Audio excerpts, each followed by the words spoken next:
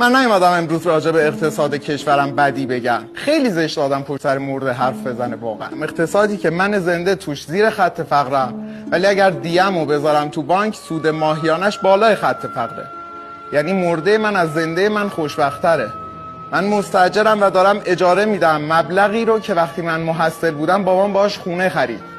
من ماهی خونه دارم اجاره میدم. عید هر یک دونه پسته 5000 تومنه و هر کیلوگرم گوشت گوسفندی 1 کیلوگرم اسکناس 1000 تومنیه.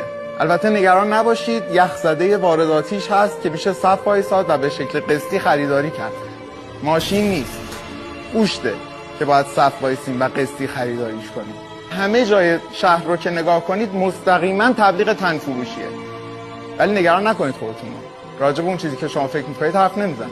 راجع به فروش قرنیه حرف میزنم، کلیه حرف میزنم، کبد، مغز استخون. حقیقت شما دارید بحث میکنید که میتونن اقتصاد رو درست کنن یا نمیتونن. اما از نظر من برخی از مسئولین وسط هستن که اصلا نمیخوان. میدونید چیکار کردن؟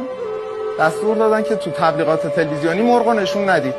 مردم میبینن دلشون میخواد. به این اعتقاد دارن که نگهداری از آدم گرسنه راحت تره.